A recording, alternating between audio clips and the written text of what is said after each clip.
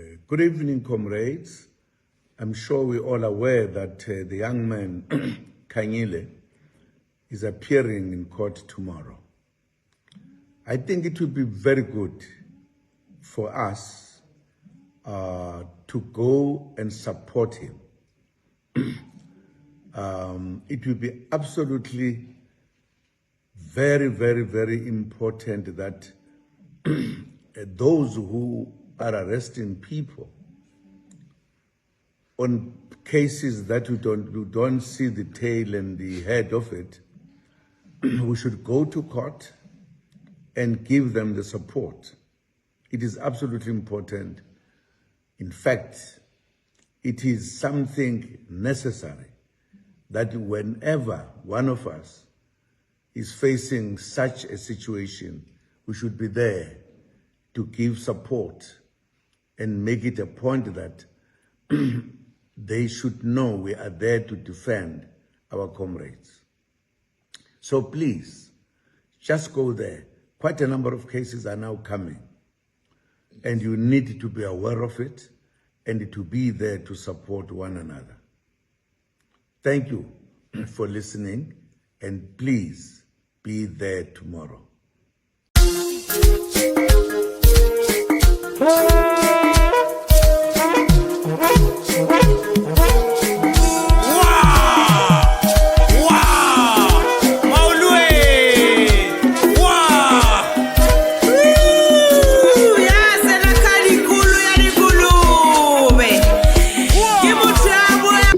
So that's Msholozi showing his support to Bonkosi.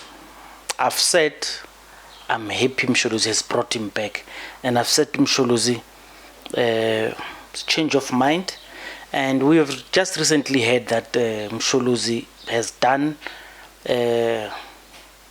Bonkosi Khanyile very bad after he has been given more information. So the allegations are he was conniving with MK top leaders to sideline, as it were, Tami Kuzwayo. I've not spoken to Tami Kuzwayo. Maybe I'll reach out to Tami, because I remember last year when the story broke, I searched high and low for his contacts. I could not get him. Now that I've got people who know him on a secondary position, maybe I'll try maybe to get his, because ours is just to clarify rumors. You know, the difficulty with what we do is people will tell you you are lying, you don't know the truth, and if you ask them to tell you the truth, they don't want to tell you the truth. So it's almost you are blamed for not knowing.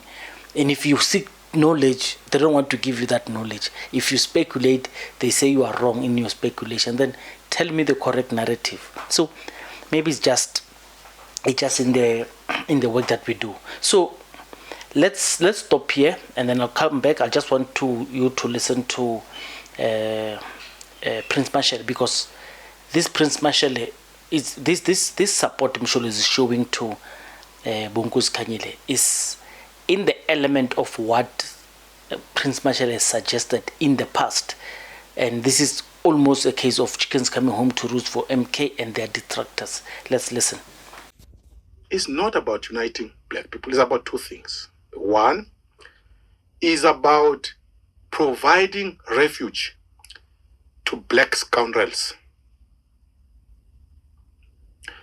People who have either stolen money, people who have committed all manner of skullduggery, people who have lost integrity, people who are at the center of state capture. All of them have flocked in the direction of MK. Those people lost something. One, they've lost state power. They can no longer deploy each other in state-owned enterprises. Two, they have lost legitimacy in public discourse. They know it. Three, they have lost incomes. So the MK solves their problem. They have incomes now. But then there's a second foreign dynamic. And you are going to be surprised. The MK is actually the project of the Russians.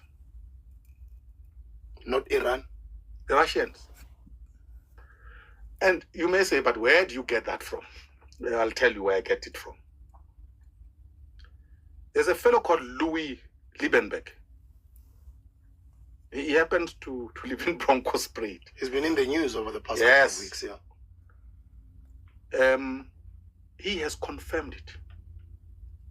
That one, he used to be a funder of the MK, and he has confirmed it that Putin took over from him to fund MK.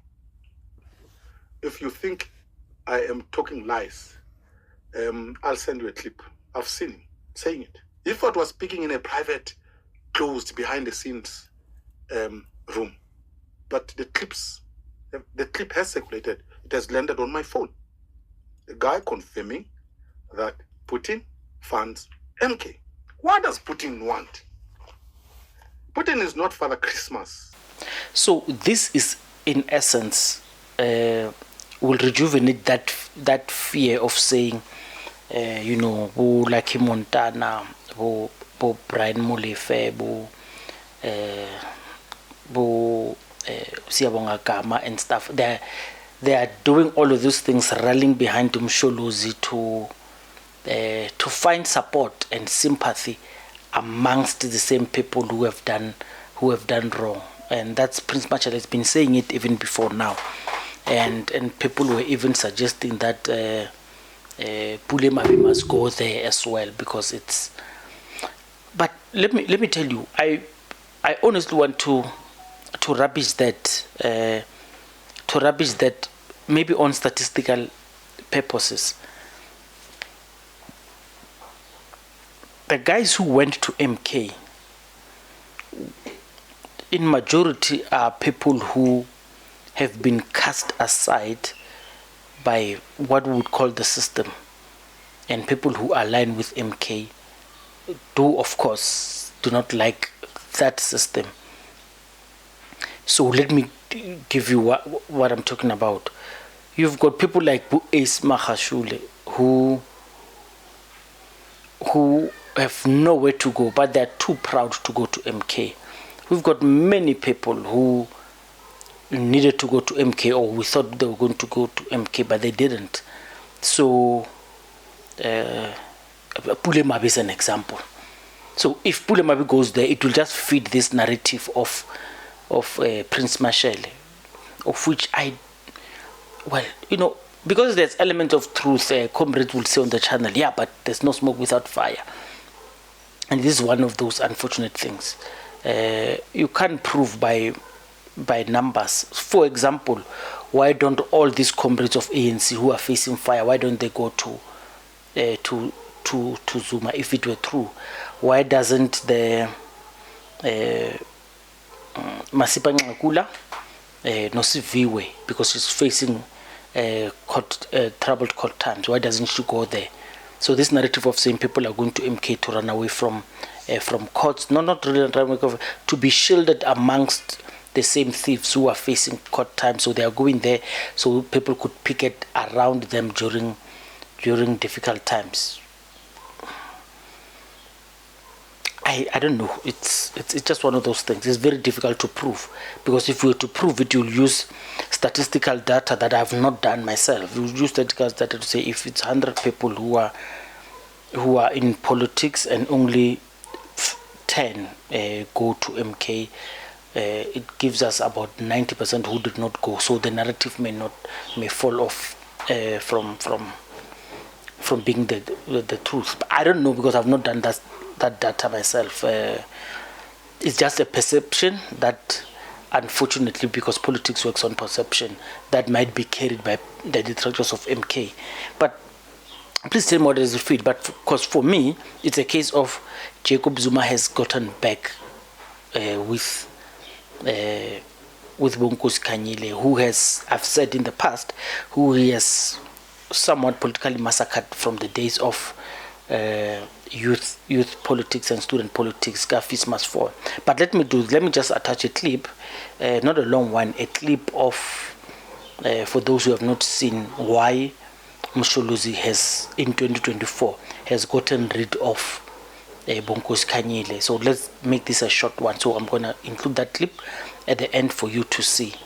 The narrative of Prince Mashele to say they are going there, because what Mashele is saying in that clip, he says there are still going to be more cases, and when these more cases come, it's important for us to rally behind each other as we face these things. Oh, by the way, those who do not know, Bonkosi Khanyile is facing this court time because he was one of those who are called instigators in the July 2021 civil unrest, where there was massive looting in KwaZulu-Natal.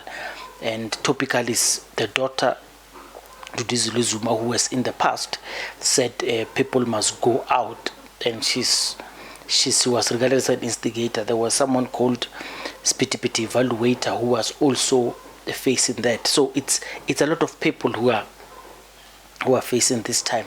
But being that as it may, just listen to the last part and tell me, is it the rekindling?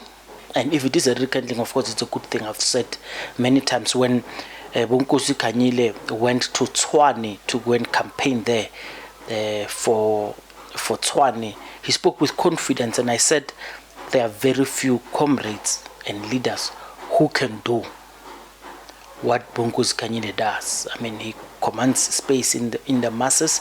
He rally people's behind him. Good street cred. And you look at the leaders that MK has appointed in the student movement and the youth league, you'd understand that they will come second best to Bonkosi Khanyile when it comes to that. And his stint was just 2 months, by the way, in last year when he was given the reins as MK leader, youth league leader. His stint was just 2 months when Mashele got rid of him. So he left a big legacy in just 2 months. You could imagine if he was given this thing to push forward. But anyway, Mashele Political Inquiry, tell me what you feel. I feel very chuffed about the whole thing. Thank you. Itana. We are going to meet Ngqamalala. Fly or do something. Make sure you get yourself here in Joburg immediately. Where is he from? He's from Durban. Okay, so he got into a bus and then he got himself here. He said, no, don't worry about any other thing. Just because, I remember our advocacy program is no longer limited to AAAM. Yes.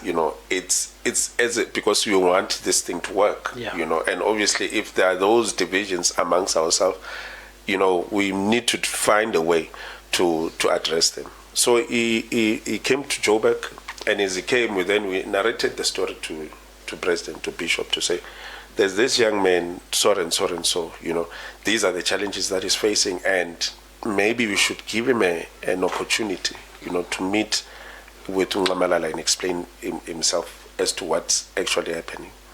So when that happened, when we were going to Ngqamalala, before the Thursday meeting, I think around Tuesday, Wednesday, there was that particular session of which I was one of the people who presided over. In fact, Ngqamalala selected Duduzile and Musi, and then myself. So this is a mediation process? It's a mediation process between Bonkosi Khanyile, so Duduzile and Duduzile and Hlamulo. Musi, the side of, even though Musi was not actively involved in that particular session. And Khanyile. They were suppressing Utami Kuzwayo. So I was somehow... You presided over the meeting for the mediation. For the mediation, for exactly. Yes. So that ultimately we go back to Obaba and to give fix him... this problem. We give Obaba a report. So Obaba, from what I saw, was very furious, to a point of saying, if Bonkosi really did that,